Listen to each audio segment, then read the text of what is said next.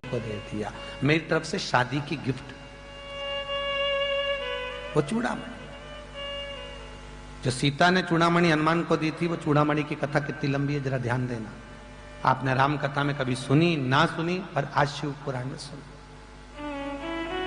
चूड़ामणि ले जाकर भगवान शंकर ने जो रत्ना को दी थी, रत्ना ने वो चूड़ामणि भगवान विष्णु को गिफ्ट में दे दी। भगवान विष्णु ने वो चूड़ा लिया। इंद्र खड़े थे, उनको वो रतन जड़ी हुई चूड़ामणि बड़ी सुंदर लग रही थी, बड़ी सुंदर।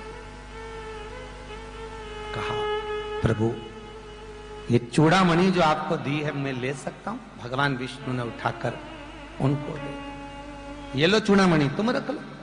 इंद्र ने चूड़ामणि ले जाकर इंद्राणी को दी, उसके केश में लगाई। इंद्राणी अति शोभा पाने लगी। समय आ गया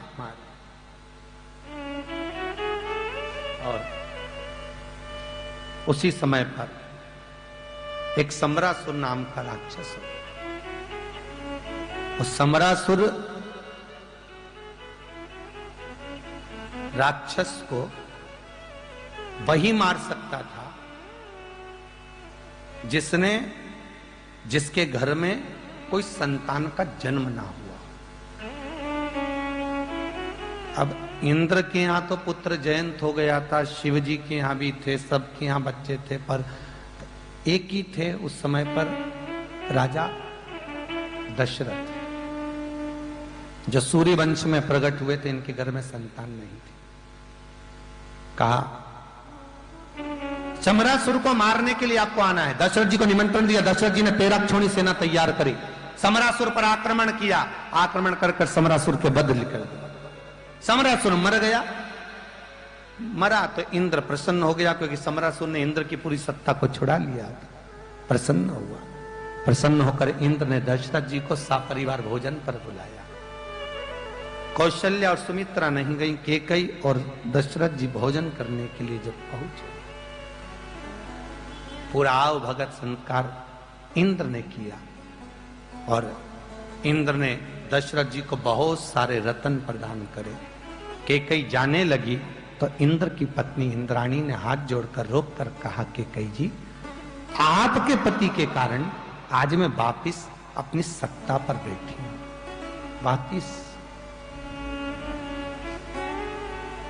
मैं वापिस अपनी सत्ता पर बैठी हूं। आज आपके पति के कारण मेरी ये सत्ता वापिस विराजमान हुई है।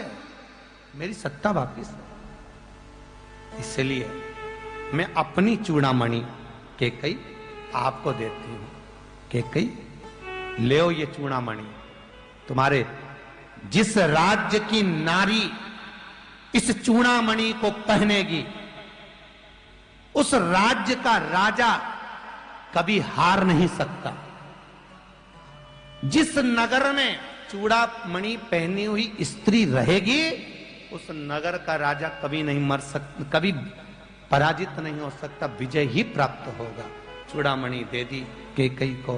कैकेयी ने वो चूड़ामणि सुमित्रा जी को दे दी। समय आया, राम जी का विवाह हो गया। 4 बहुएं घर में आ गई। सीता जी की मुंह दिखाई थी, कौन क्या दे। कैकेयी ने शीश महल दिया है, दशरथ जी ने फल दिया है, कौशल्या जी ने राम का हाथ सीता को दिया है, और सुमित्रा जी ने वही चूड़ामणि सीता को दे दी और कहा, बेटा ये वो चूड़ामणि है, स्त्री सिर पर लगाकर रखेगी। जिस नगर में ये स्त्री रहेगी, उस नगर का राजा कभी हार नहीं सकता। जब सीता जी की चूड़ामणि थी, लंकाधिपति रावण ले गया सीता का हरण कर कर। हनुमान जी जब मिलने के लिए आए तो सीता जी को मालूम था, जब तक ये चूड़ामणि मेरे बाल में रहेगी और मैं जब तक लंका में रहूंगी, ये चूड़ामणि लंका में अगर स्त्री के केश में है तो रावण मर सकता नहीं है, कभी हारेगा नहीं। इसलिए हनुमान जी ने कहा, कुछ निशानी दे दो। सीता जी ने चूड़ामणि निकाल कर दे दी, पहले इसको ले जा, क्योंकि रावण को हराना है तो चूड़ामणि भेजना जरूरी है, तो इसको लेकर। तब चूड़ामणि गई, तब रावण मरा। शंकर जो भी दे रहा है, मेरा शिव जो भी प्रदान कर रहा है, शंकर जो कुछ भी दे रहा है वो सहज नहीं हो सकता। शंकर का दिया हुआ खाली नहीं जा सकता। जो देता शिव की उपासना करने वाला, शंकर का भजन करने वाला, ये आप लोग जो कुर्सियों पर बैठे हो, कहीं घुटना दुख रहा, कहीं कमर दुख रही, कहीं पीठ दुख रही, कुछ मत करो। शिवरात्रि की रात को 12 बजे शंकर जी के मंदिर की एक बेलपत्र उठाओ, शंकर जी के मंदिर का शिखर देखकर रात के 12 बजे चबा चबा कर खाओ। जिंदगी में कभी घुटना बदलने की जरूरत नहीं पड़ेगी, कभी कमर नहीं दुखेगी, कभी पीठ नहीं दुख सकती। शिव की उपासना ही कुछ ऐसी रोगों से मुक्त कर देता है, रोगों से मुक्त। महाराज उसको महामृत्युंजय कहते हैं, जो मृत्यु को जीत रहा हो, मृत्यु को भी जो वश में कर रहा हो, शंकर हो। तो लक्ष्मी जी के मन में यह बात अड़ी हुई है कि यह बद्रिकाश्रम मेरा हो जाए, कुछ भी हो।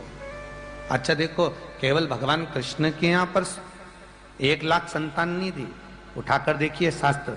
आप तो राम जी के मंदिर में बैठे हो, सामने हनुमान जी बैठे हुए हैं। हनुमान जी की माता अंजना, अंजना के घर में 52 साल की माता अंजना हो गई थी। कितने साल की? 52 वर्ष की माता अंजना थी और संतान नहीं थी। तब अंजना माता की आंख में जल भर गया। एक दिन केसरी से बोला, मेरे घर में संतान नहीं है। केसरी ने कहा, तेरे पिता इतने ज्ञानवान हैं, तो उनके पास जा।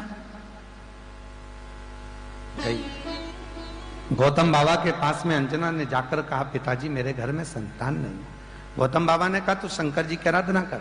शंकर की जब अंजना माता ने सेवा करी, आराधना करी, पूजन करी, स्वयं भगवान शंकर ने पार्वती को भेज दिया, जरा पता करिए काय के लिए पूजन कर रही है। पार्वती ने पूछा, क्यों पूजन कर रही है? तो कहा, संतान के लिए। कैसी औलाद चाहिए? तो कि शंकर जैसी, शिव जैसी संतान। हाँ, शंकर भगवान के पास, पार्वती ने कहा, तुम्हारे जैसा पुत्र चाहिए। भगवान बोले, मेरा तेज पुंज माता अंजना के गर्भ से प्रकट नहीं हो सकता, धारण नहीं कर सकती। मेरे तेज पुंज को अंजना जन्म तो देगी, पर 6 टुकड़ों में जन्म देगी। इसलिए राम जी 4 भाई, हनुमान जी 6 भाई। हनुमान कितने भाई हैं? 6 भाई। अंजना माता के गर्भ से जब शंकर जी के ही तेज पुंज से, पवन देवता ने जो तेज पुंज दिया था, उस तेज पुंज से जो हनुमान जी के माता अंजना के गर्भ से जो हनुमान जी प्रकट हुए थे, वो 6 भाई। पहले नंबर पर हनुमान, दूसरे गतिमान, केतुमान, रतिमान, मतिमान, व्रतिमान। ऐसे हनुमान जी महाराज 6 भाई हैं सज्ञ। कितने भाई हैं? 6। हनुमान उसमें सबसे बड़े हैं, उसके बाद में फिर गतिमान, फिर रतिमान, फिर मतिमान। 6 भाई। इसलिए आज भी नियम है, यदि कोई गाड़ी खरीदी जाती है, या कोई फैक्ट्री या कोई ऑफिस का उद्घाटन किया जाता है, कोई दुकान, कोई व्यापार का उद्घाटन किया जाता है, तो हनुमान जी के छोटे भाई गतिमान के नाम से हनुमान जी के मंदिर का सिंदूर लाकर, स्वस्तिक बनाकर उसकी पूजन करी जाती है। भगवान श्री हनुमान जी के उल्टे पांव का तो सिंदूर रहता है, पर नाम किसका लिया जाता है? गतिमान का। हनुमान जी के छोटे भाई गतिमान का नाम लेकर जब स्वस्तिक बना दिया जाता है, तो वो फैक्ट्री, वो ऑफिस, वो गाड़ी कभी जिंदगी में ठप नहीं हो सकती, अग्रण्य भाव में बढ़ती चली जाती है। इतनी तरक्की करती है कि जिसका वर्णन। नाम गतिमान का और सिंदूर, बोलते जाओ जम के, हनुमान का। वो प्रकट प्रबल सहज। चले प्रभु, निवेदन है आपसे। भगवान बोले, बोल क्या निवेदन है? लक्ष्मी जी बोली, वो बद्रिकाश्रम नैनों से ओझल नहीं हो रहा, मेरे नैनों से निकल नहीं रहा, मेरे नैनों से जा नहीं रहा, अब कृपा करिए। भगवान बोले, ठीक है लक्ष्मी कुछ करता हूं। लक्ष्मी जी से कहकर भगवान गए, और भगवान जाकर अलकनंदा नदी के किनारे पर मेरे भगवान छोटे से बच्चे का रूप रखकर मेरे भगवान रो रहे हैं। छोटे से बच्चे का रूप रो रहे। अब जब भगवान छोटे से बच्चे का रूप रखकर रोए, नैनों में जब जल भरा हुआ था, रो रहे थे, तब इतने में पार्वती के कानों में शब्द गया और मां जगत जननी दौड़कर शिवजी के पास जाकर, भोलेनाथ भोलेनाथ। शंकर जी बोले, बोलो क्या बात है, क्या हो गया प्रभु? मेरे को लगता है कोई मां अपने बच्चे को भूल गई। भगवान शंकर बोले, बिल्कुल मत जाना, कोई भूली नहीं है, फालतू की बात है, तू तो बैठी रही है। जगदम्बा बोली, कैसे बात करते हो प्रभु, कोई मां अपने बच्चे को भूल कर चली गई? तुम तो भोले हो, भंडारी हो, त्रिकालदर्शी, कैलाशी, अविनाशी, शंभु हो, तुम तो इतने दयालु होकर तुम ऐसी कठोर बात कर रहे हो, ठंड में मर जाएगा बेचारा कोई बच्चा। शंकर भगवान बोले, पार्वती बिल्कुल मत जा, मैं तेरे से निवेदन कर। पार्वती बोली, मैं तो जाऊंगी। कभी कभी माता इतनी जिद्दी हो जाती है ना कि मैं तो जाऊं बस। पति कहते हैं मत जा मत जा मत जा, ये रिटर्न बढ़ा लो, मत जा कहते हैं, पर नहीं, मैं तो जाऊंगी बस। और चलिए, भगवान विष्णु जैसे ही रो रहे थे, छोटे से बच्चे का रूप रखकर भगवान चले। पार्वती जी ने जाकर जो देखा, देखकर बालक को पार्वती जी ने गोदी में उठा लिया। कितना सुंदर बालक है, ना जाने कौन छोड़ गया, ना जाने कौन छोड़। और गोदी में लेकर माता पार्वती तुरंत शंकर जी के पास जाकर बोली, देखो तो सरी कितना सुंदर बालक है, देखो जरा। शंकर भगवान ने आंख खोलकर देखकर हाथ जोड़ के बोला, वारे नारायण, आ गए, पहुंच गए। भगवान विष्णु ने किलकारी मारना चालू करी, फिर रोए।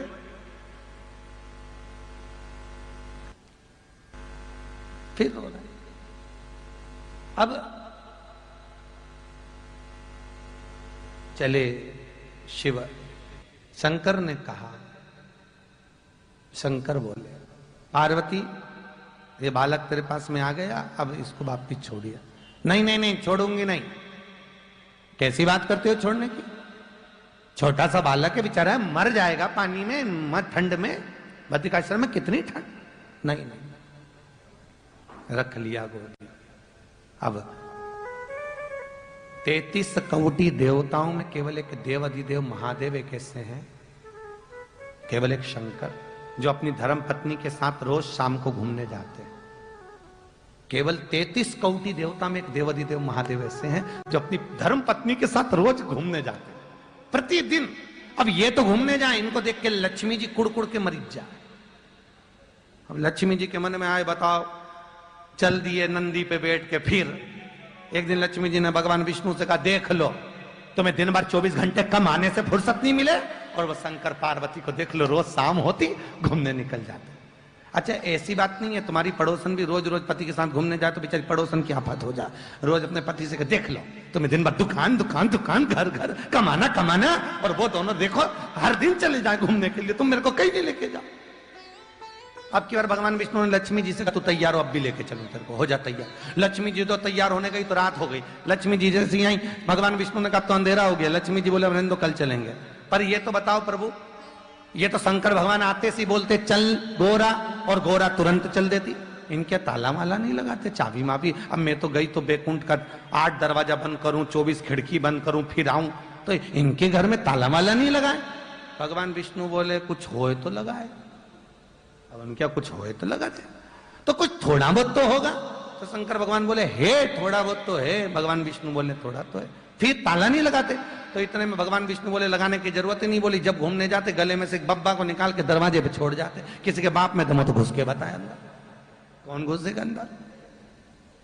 प्रवेश कहा। सबसे ज्यादा प्रसन्न चित्त में अगर कोई परिवार है तो वो देव अधिदेव महादेव का परिवार। बड़ी मस्ती में रहते दोनों, धर्म पत्नी और पति, दोनों पत्नी पति दोनों मस्ती, अपनी मस्ती में बैठे रहते हैं। आप लोगों जैसा परिवार नहीं है, जरा जरा सी बात में क्लेश करना, बहुत मस्ती।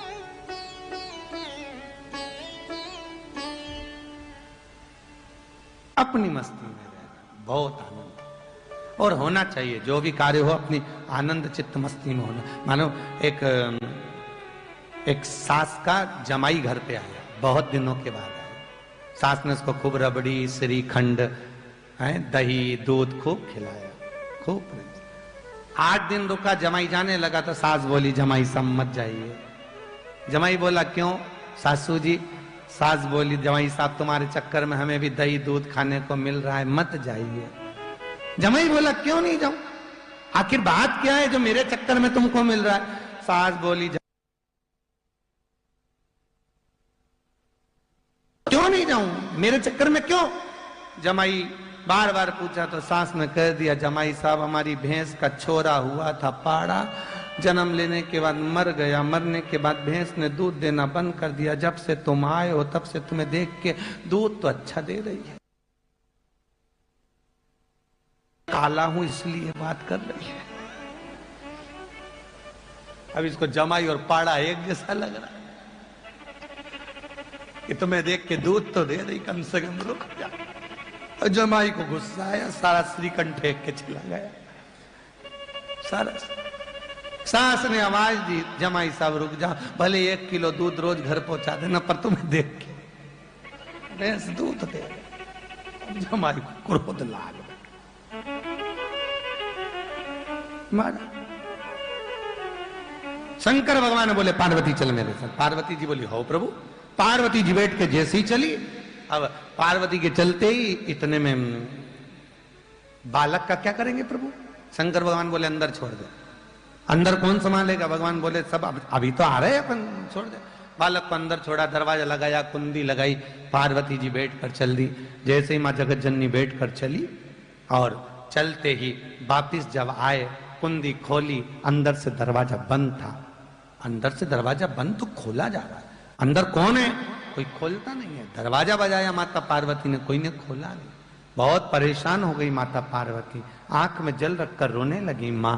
शंकर जी ने पूछा क्या हो गया जगदम्बा। जगदम्बा कहती है कोई ने अपने घर में कब्जा कर, कोई ने अपने घर में कब्जा कर लिया। शंकर भगवान बोले तो क्यों रो रही, दरवाजा खोलता तो कोई खोले ही नहीं, कोई खोले तो सही, दरवाजा खोले। दरवाजा खोला, पार्वती जी ने आवाज लगाई अगर अंदर कोई है और दरवाजा नहीं खोला तो मैं श्राप दे दूंगी। तब नारायण और लक्ष्मी दोनों दरवाजा खोलकर बाहर आए, हाथ जोड़कर बोले भोलेनाथ ये घर तो हमको अच्छा लग रहा है, ये बद्री का आश्रम हमको दे दीजिए हमें। पार्वती जी रोने लगी। शंकर भगवान बोले मैंने पार्वती पहले ही मना करा था किसी की औलाद को गोदी मत ले, जब औलाद गोदी आ जाती है तो जायजा पूरी देना पड़ जाती है।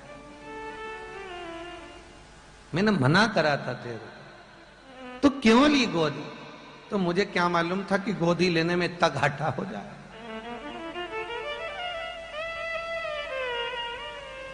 इतना घाटा। पार्वती की आंख में जल भर गए। नारायण तुमने हमारे साथ छल किया है, तुम हमारी गोदी आकर हमारी जायदाद तुमने ली है, एक दिन तुम्हारी गोदी आकर तुम्हारी जायदाद कोई दूसरा लेगा। भागवत जी सुनिए, उसमें चरित्र आता है। ध्रुव जी महाराज ने तप किया, तप कर कर भगवान विष्णु ने कहा मांग तुझे क्या चाहिए। ध्रुव जी ने कहा कुछ भी नहीं चाहिए, आपकी गोदी बिठा लीजिए। भगवान बोले और कुछ मंगले नहीं, मुझे तो आपकी गोदी में बैठना है। और ध्रुव जी महाराज को भगवान विष्णु ने अपनी गोदी में बिठा लिया। देवताओं ने पुष्पों की वृष्टि कर दी, गंधर्व गान कर दी, अप्सरा नृत्य कर दी। गजब हो गया, इन्होंने दूसरे का मकान लिया था, इनका बैकुंठ ध्रुव ने ले लिया। अब ध्रुव के पास जो गोदी आया तो जायदाद गई। तुमने हमारी ली, कर्म का भोगे हो तो तुम किसी की लोगे तो कोई तुम्हारे ले जाओ। लिया। आंख में आंसू थे माता पार्वती के। भगवान शंकर ने बोला क्यों रो रही है, क्या हो गया, अपन कहां रहेंगे। भगवान शंकर बोले अपने को कमी है क्या, इनको यहां रहने दे, बद्रीनाथ में अपन रहे, केदारनाथ में चल चल। पार्वती जी आंख में आंसू भरकर बोली रे नारायण, जिस धाम में तुम रह रहे हो, इस बद्रीनाथ में कलयुग का जब प्रभाव प्रारंभ होगा, मध्यस्थता में जब कलयुग पहुंचेगा, तेरा ये बद्रीनाथ टूट कर नीचे गिरेगा। स्कंद पुराण सुनिए आप लोगों ने, स्कंद पुराण में स्पष्ट किया गया है कि आने वाले समय में बद्रीनाथ पूरा नष्ट हो जाएगा, वहां पर फिर नए बद्रीश का निर्माण होगा, जिसको कहते हैं भविष्य बद्री। कौन सा बद्री कहेंगे? भविष्य बद्री। नया बद्रीनाथ बस, नया बद्रीश का निर्माण होता है। महाराज रो रही है मां पार्वती, शंकर कह रहे मत रो, दे दे, क्या करें। भगवान माता पार्वती ने दिया ये भवन तुम्हारा। जिस बद्रीनाथ के मंदिर में नारायण बैठे हैं, इसमें शंकर जी थे, शिव जी, रख लो। शिव जी निकल गए, चल दिए। भगवान नारायण का मंदिर में लक्ष्मी प्रसन्न होकर नाचने लगी, तो भगवान विष्णु की आंख में जल भरकर कहा, लक्ष्मी तेरी जिद्दी पर आज दूसरे के घर पर अपन ने कब्जा किया है। लक्ष्मी, इस मंदिर के अंदर तू मेरे साथ तो नहीं बैठ सकती। अगर मैं अंदर होऊंगा तो तू बाहर होगी, और तू अंदर तो मैं बाहर। आज भी बद्रीनाथ के मंदिर में जाकर दर्शन करना, नारायण अंदर हैं, लक्ष्मी बाहर है। भगवान विष्णु ने शंकर से निवेदन करा, आप यहां नहीं रहेंगे? शंकर भगवान कहते हैं, सुनो नारायण, जो भी इस बद्री नारायण में आएगा, चने की दाल लेकर आएगा। चने की दाल मेरा नाम लेकर जब तुम्हें समर्पित करेगा, जिस कामना को लेकर वो समर्पित करेगा, 3 महीने में तुम्हें उसकी कामना पूरी करना पड़ेगी। आज भी बद्रीनारायण का नियम है कि चने की दाल को ले जाते हैं तो ओम नमः शिवाय बोलकर, नमः शिवाय ओम बोलकर, श्री शिवाय नमस्तुभ्यम बोलकर, शंकर का नाम लेकर बद्रीनारायण जी की परिक्रमा कर कर चने की दाल बद्रीनाथ के मंदिर में जो चढ़ा देता है, उसकी मनोकामना 3 महीने में पूरी हो जाती है। आज भी नियम है हमारा बद्रीश का, आज भी नियम है।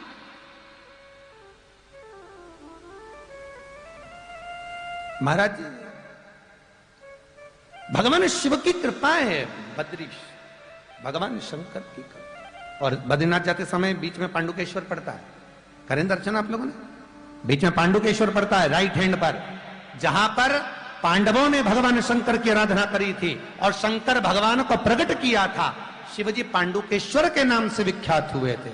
वहां पर एक कुंड है पांडुकेश्वर भगवान शंकर के पास में, जिस कुंड का जल किसी को मिर्गी आती हो, किसी को रात में झटके आते हो, जिसको रात हाथ पैर में कंपन हो जाता है, लकवे जैसी बीमारी हो जाती है, तो मिर्गी वाले, लकवे वाले, इनको पांडुकेश्वर के कुंड का जल मात्र 12 दिन तक पिलाना रहता है, थोड़ा थोड़ा सा, उसको मिर्गी आना बंद हो जाती है, हाथ पैर की झुनझुनी झटके आना बंद हो जाते हैं। पांडुकेश्वर का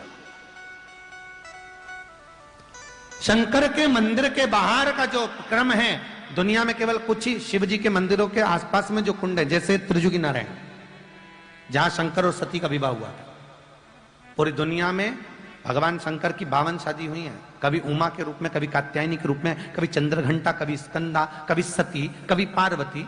तो ऐसे पार्वती के कई जन्म हुए, कई जन्म। शिव जी के 52 बार विवाह हुए हैं। पार्वती की शादी तो भागवत जी में सुनी होगी आपने, जब भागवत में वर्णन आता है, पार्वती जी ने शंकर जी से पूछा, तुम्हारे गले में ये मुंडे किसके हैं? शंकर भगवान बोले, सब तेरे। सुनी कि नहीं सुनी कथा? सब तेरे। पार्वती जी बोली, कितने मुंडे हैं? शंकर जी ने कहा, गिन ले। पार्वती ने गिनती लगाई तो 51 मुंडे शंकर के गले में थे। पार्वती जी बोली, भोलेनाथ, क्या मेरे 51 जन्म हो चुके हैं? शंकर भगवान बोले, हाँ पार्वती, तो 51 बार जन्म ले चुकी है। तो ये मेरा कौन सा जन्म है? शंकर कहते, 52वां जन्म है तेरा। भागवत जी में स्पष्ट किया, ये तेरा 52वां जन्म है। पार्वती जी पूछती हैं, इसमें एकाध मुंडा तुम्हारा नहीं है? नहीं, मैं अमर हूं, मैंने अमर कथा सुन रखी है, ये भागवत में चरित्र आता। तो इतनी सारी भगवान ने शादी करी, पर एल्बम एक ही की बचा के रखी पूरी शादियों में से, सती मैया। शंकर सती को बड़ा प्रेम करते थे साहब, इतना प्रेम करते थे कि मरी हुई सती को भी कंधे पर डाल के तांडव करा था। जिस भूमि पर पांव रखते थे, भूमि नीचे दब जाती थी, भूमि नीचे। फिर चरण उठाया तो भूमि उछलती।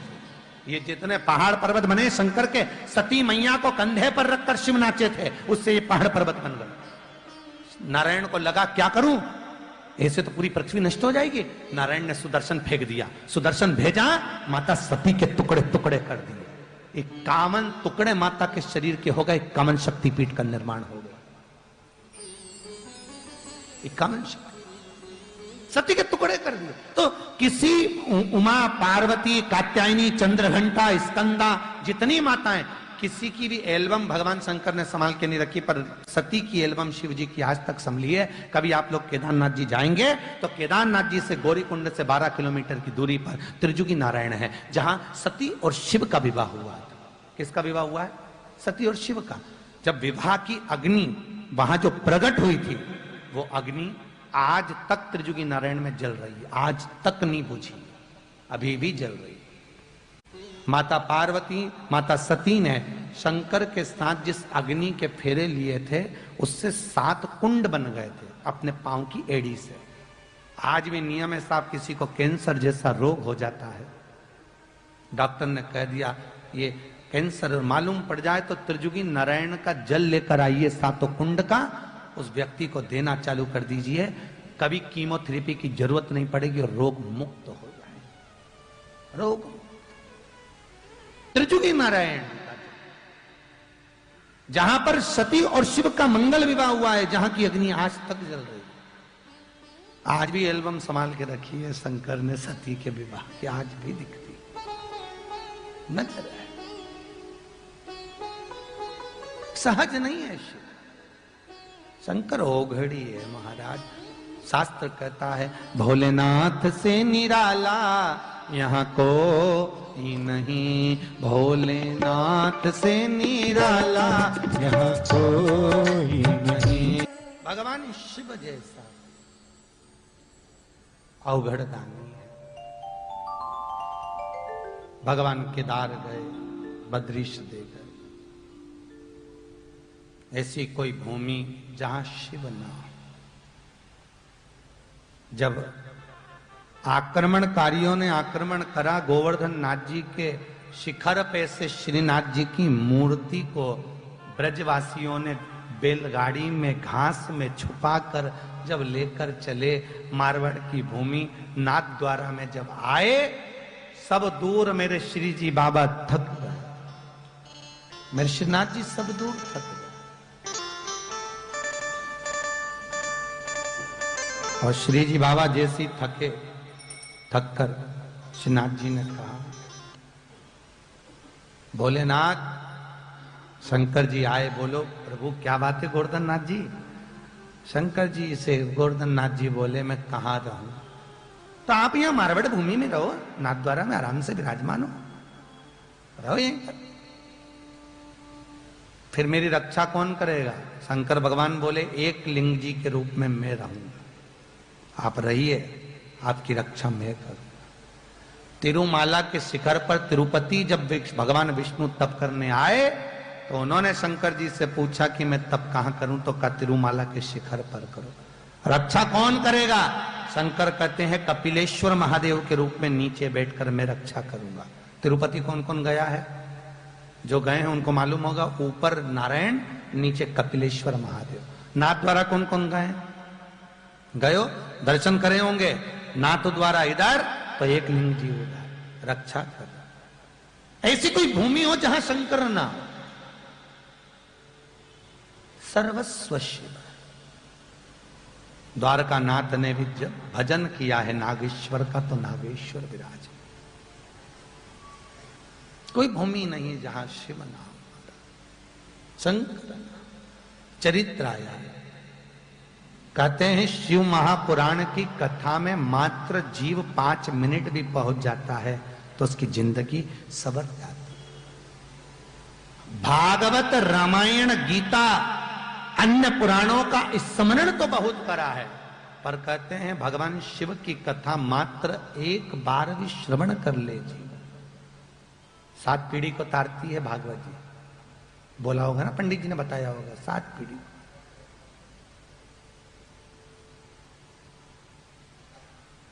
गीता जी भी 7 पीढ़ी तार देती। रामायण भी 7 पीढ़ी तार देती। बताया कि नहीं बताया? पंडित जी बताया ना। पर शिव महापुराण की वायव्य संहिता कहती है कि व्यक्ति, कोई स्त्री अगर इस शिव महापुराण की कथा को श्रवण करती है तो 1 या 7 पीढ़ी नहीं, उसके दोनों कुल की 71 पीढ़ियां तर जाती है शिव महापुराण की कथा श्रवण कर ले। बोल सीताराम सरकार की, राजा रामचंद्र भगवान की, जनक दुलारी माता सीता की, श्री हनुमंत लाल की। 7 पीढ़ियां, 71 पीढ़ियों का तारण है शिवपुराण। 71 तर जाती है। कितनी कितनी, कितना सुंदर लिखा है शिव महापुराण में। शिव महापुराण सुनकर जाने वाला जीव, आप लोग अगर कथा सुनकर जब जाते हैं, निकलते हैं और कहोगे महाराज हमारी बहू को गुस्सा आता है, कोई कहेगी हमारे पति को गुस्सा आता है, कोई कहे हमारी पत्नी को गुस्सा आता है, कोई कहे मेरे पोते को गुस्सा आता है। जरा से जरा सा बच्चे से लेके बुढ़े से बुढ़ा व्यक्ति भी ऐसा होता है जिसको क्रोध रहता है। और क्रोध केवल मनुष्य को नहीं, एक चींटी है उसको परेशान करोगे तो वो भी काटती है, चींटा है वो भी काटे। क्रोध सब में रहेगा। क्यों रहेगा? क्योंकि वो क्रोधासुर हाथ जोड़कर विनती करा तो भगवान शंकर ने कहा एक अंश तेरा सूर्य में रहेगा। तो पृथ्वी पर चाहे जलचर हो, थलचर हो, वायुचर हो, जितने भी पृथ्वी पर जीव जन्म लेते हैं उसमें सूर्य की किरणों के द्वारा क्रोधासुर का एक अंश उसके शरीर में आता है, जिससे व्यक्ति में क्रोध बना ही रहता है। थोड़ा ना थोड़ा क्रोध हर व्यक्ति में रहेगा। पंडित कितनी भी मोती की अंगूठी पिना दे, चाहे वो पत्रिका देखकर कोई भी अनुष्ठान करा दे, पर गुस्सा बोलो जम के समाप्त नहीं होगा। तो कोई कहे तुमसे हम तुम्हारी बहू का गुस्सा शांत कर देंगे, हम तुम्हारी सास का गुस्सा शांत कर देंगे, हम तुम्हारे बेटे का गुस्सा शांत, फालतू की बात, बिल्कुल व्यर्थ। सूर्य की किरण में से क्रोध निकलता, वो व्यक्ति को मिलेगा। जरा जरा सा बच्चा चिड़चिड़ करता, कई माता कहती हैं इतना सा रखा है गुरुजी, इतना चिड़चिड़ करता, बिठाओ भोजन कराओ, करता नहीं, उठ उठ के बकता, बिठाओ, इतना चिड़चिड़ गुरुजी। तो जी तुम्हारा दोष नहीं है, वो उसका है। किरण आ गई है, धूप मिल गई, वो रहेगा, तुम कितना ही प्रयास करो। एक काम हो सकता है, जब ज्यादा क्रोध आए 1 लोटा पानी लो और 1 बेलपत्र, ये बेलपत्र की जो डंडी है नीचे का भाग लक्ष्मी पूर्ण भाग कहलाता है। कौन सा भाग कहलाता है? लक्ष्मी पूर्ण भाग।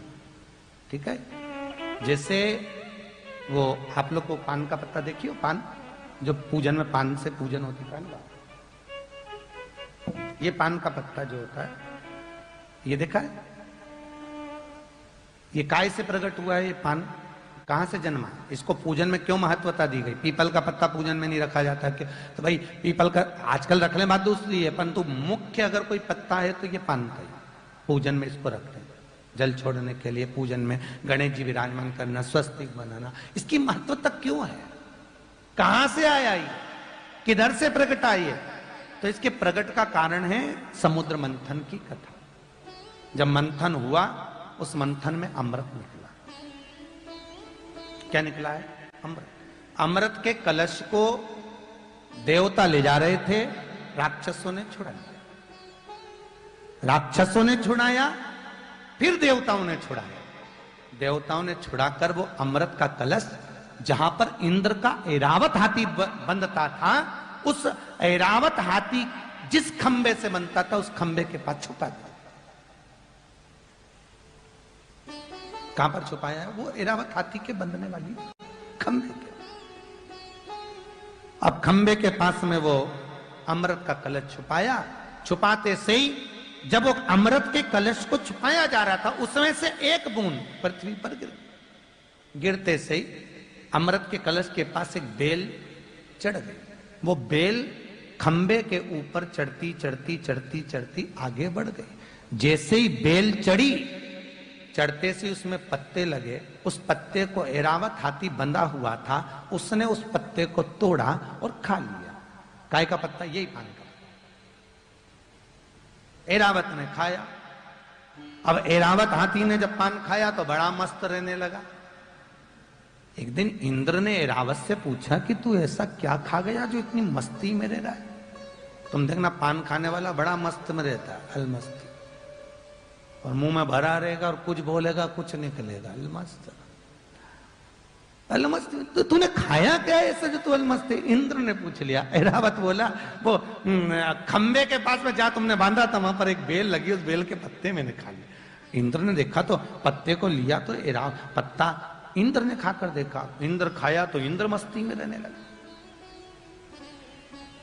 एक दिन वहीं से लक्ष्मी जी की बड़ी बहन दरिद्रता निकल के जा रही थी।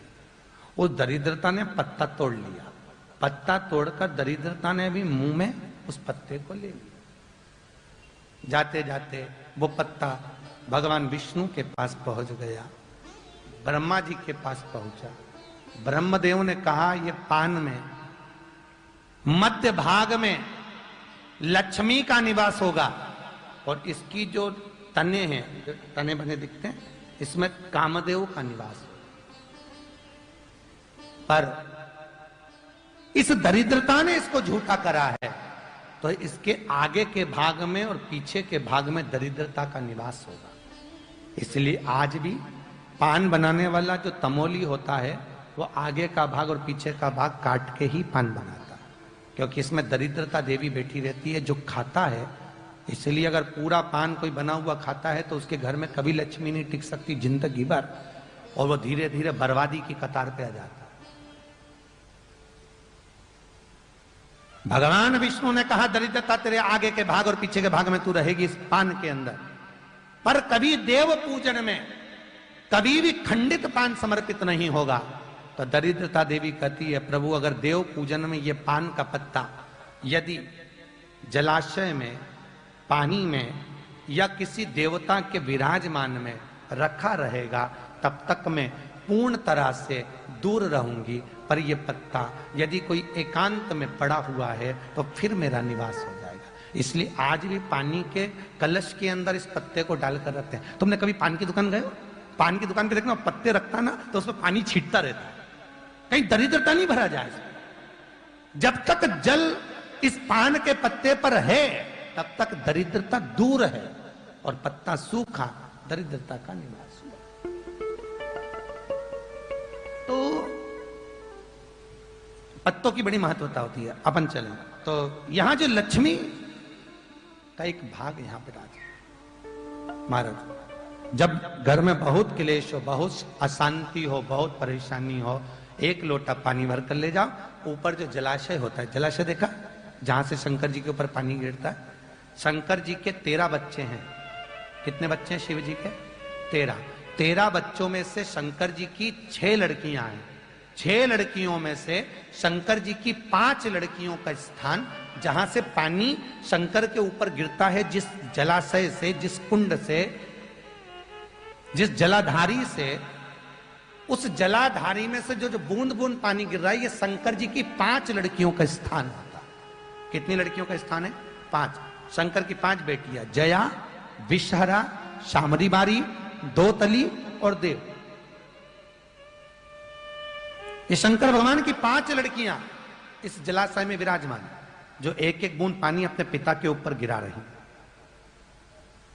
आज भी नियम है, जिस व्यक्ति को रात में नींद नहीं आती हो, रात भर जगते हो, डॉक्टर टेबलेट दे रहा तो भी नींद नहीं आ रही हो, तो शंकर भगवान की 5 लड़कियों का नाम, जिस पलंग पे सोते हो उस पलंग पे बैठ के थोड़ा सा पानी लो, जया, विषहरा, शामरी बारी, दोतली और देव, शंकर की 5 लड़कियों का नाम लेकर उस जल को पीकर सो जाइए। नींद एक बार भी नहीं खुलेगी, सवेरे ही खुलेगी, इतनी चक नींद आती है। शंकर की 5 लड़कियों का मात्र स्मरण कर कर सो जाने, एक टेबलेट खाने की जरूरत नहीं, एक गोली बस। शिव जी की 5 लड़कियों का नाम लो, बोलो एक बार, जया, विषहरा, शामली बारी, दोतली और देव। ये शिव जी की 5 लड़की। एक शंकर की और लड़की अशोक सुंदरी, 6 हैं कुल मिला के। अशोक सुंदरी का चरित्र भी आगे आएगा। 5 बेटी, शिव की 5 बेटी, जल का सिंचन शिव पर कर। तो कहा जिसको क्रोध आए 1 लोटा पानी उसमें डालिए, पहले तो पत्ती, ये बेलपत्री होती है, इसकी डंडी को जलाशय में डाल दीजिए जिसमें से पानी गिरता, और 1 लोटा पानी डाल दीजिए। घर में एकदम शांति, 5 मिनट के अंदर कोई क्लेश ही नहीं था, जैसे क्लेश समाप्त। शिव उपासना महाराज, शंकर की करुणा है। शास्त्र कह रहा है भगवान शिव भूत भावन, भूतेश्वर शंकर, करुणा सागर मेरे शिव आनंद निवास कर। कोई भूमि ऐसी नहीं बची जहां शंकर ना हो महाराज। सर्वस्वता शिव है, सर्वस्वता शिव। एक बार भगवान शंकर भगवान विष्णु से बोले, प्रभु तुम हमसे मिलने नहीं आते पृथ्वी पर। शंकर भगवान ने जैसे ही कहा तो भगवान विष्णु बोले क्यों नहीं आते, आते तो है। तो तुम तो कभी कभी आते हो, बहुत कम आते हो, क्या बात है, आते क्यों नहीं हो। प्रभु क्या करूं। भगवान विष्णु बोले शंकर से, मन तो मेरा बहुत करता है आपसे मिलने का, हर पल आपसे मिलना चाहता हूं, पर करूं क्या। तो क्या हो गया ऐसा। भगवान विष्णु बोलते बात इतनी सी है कि जब मैं पृथ्वी पर आपसे मिलने के लिए बैकुंठ से आता हूं, पृथ्वी पर पांव रखता हूं, पांव रखते से ही हर कंकर में मुझे शंकर दिखता है, इसलिए मैं पांव नहीं रख पाता। हर कंकर में मुझे शंकर दिखता, इसलिए मैं पांव नहीं रख पाता। क्या करूं। शंकर भगवान बोले तो एक काम करो, जब तक तुम पांव नहीं रखोगे तो आओगे भी नहीं। तो क्यों नहीं आ सकते, तो पांव का लफड़ा ही मिटा दो ना, पांव लफड़ा मिटा। मैं तुमसे दूर नहीं रह सकता नारायण, तुम मुझसे दूर नहीं रह सकते। शंकर